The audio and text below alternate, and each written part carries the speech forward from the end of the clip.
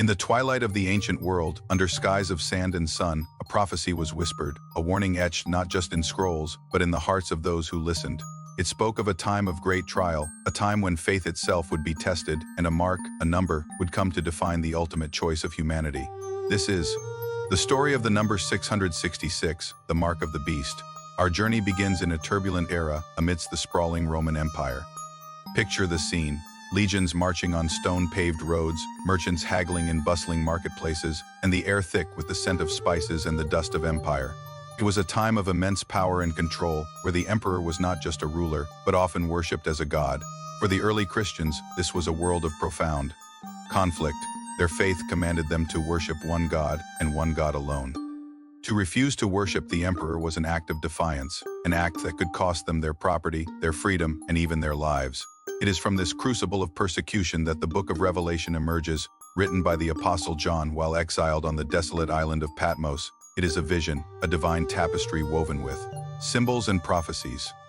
It was a message of hope and warning to the 7 churches of Asia Minor, believers struggling under the immense pressure of a hostile empire. John's words were a coded message, a spiritual guide to help them navigate the treacherous waters of their time. He wasn't writing a horror story for a distant future. He was writing a letter of survival for the present. Within this powerful book, we find the passage that has puzzled and fascinated people for millennia. In Revelation, chapter 13, John describes a vision of 2 beasts. The first rises from the sea, a fearsome creature with 10 horns and 7 heads, representing powerful, oppressive kingdoms and rulers. This beast blasphemes God and wages war against his people. It embodies the godless, tyrannical power of the state. Then a second beast emerges, this time from the earth. This beast looks like a lamb but speaks like a dragon. It wields the authority of the first beast and deceives the inhabitants of the earth, performing great signs and wonders. This second beast represents the corrupt religious or ideological systems that support and enforce the worship of the first beast. It is the propaganda machine, the false prophet that makes evil look good and demands absolute allegiance. It is this second beast that enforces the infamous mark. John writes it also forced all people, great and small, rich and poor, free and slave, to receive a mark on their right hands or on their foreheads, so that they could not buy or sell unless they had the mark, which is the name of the beast or the number of its name.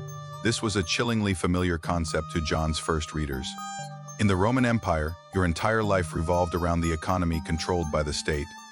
Official documents, contracts, and commercial transactions often required a seal or an imperial stamp, an acknowledgement of the emperor's authority and, by extension, his divinity. To refuse was to be shut out of society, unable to buy food, sell goods, or earn a living. The mark, in this context, wasn't necessarily a literal, physical tattoo.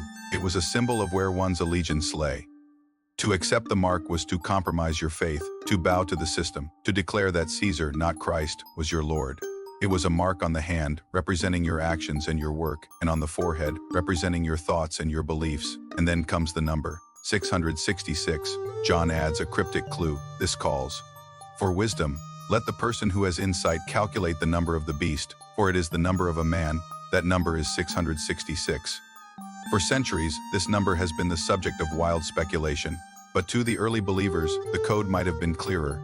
In ancient languages like Hebrew and Greek, letters also had numerical values.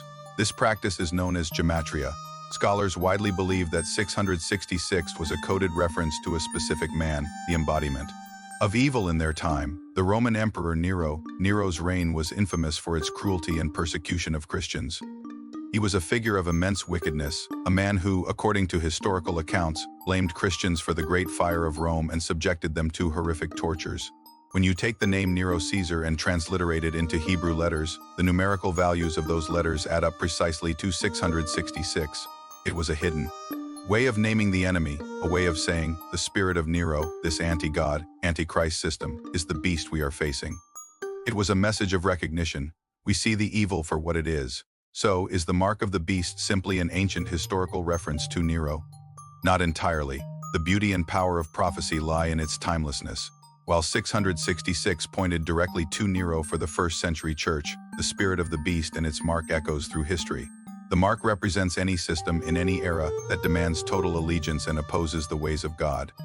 It is the choice between economic security and spiritual integrity, between conforming to a corrupt world and standing firm in your faith, Throughout history, we have seen this pattern repeat in totalitarian regimes that demand state worship, in ideologies that crush human dignity, in economic systems that exploit the poor and powerless. The spirit of the beast is there.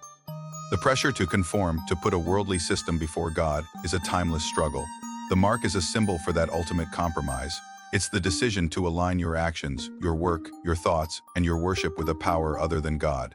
So what does this mean for us today in a world of digital currency, biometric IDs, and global networks? It's easy to see how these ancient prophecies can feel alarmingly relevant. The core question remains the same: where does our ultimate loyalty lie? The mark is not about a specific piece of technology, but about the heart behind its use. The fundamental test is one of worship. Will we give our hearts, our minds, and our allegiance to God, or will we bow to the pressures of a system that demands we compromise our conscience to survive or thrive? The message of Revelation is not one of fear, but of endurance and hope. It was written to encourage believers to stand firm, to resist the mark, not through violence, but through faithful endurance and unwavering testimony. It promises that even in the face of immense pressure, those who hold fast to their faith will ultimately see God's victory. The story of 666 is not a prediction of an inescapable, terrifying future. It is a call to wisdom in the present. It asks us to examine our own lives, our own society, and our own hearts. It challenges us to see where the spirit of the beast might be at work and to make a conscious choice every day to place our mark of allegiance not on the systems of the world but on the enduring truth of God. It is a timeless reminder that true wealth and security are found not in the marketplaces of man but in the kingdom of heaven. Thank you for joining us on this journey through one of history's most profound prophecies. If these stories of faith and history inspire you, please subscribe to our channel for more powerful Bible stories from the old days. We appreciate your support.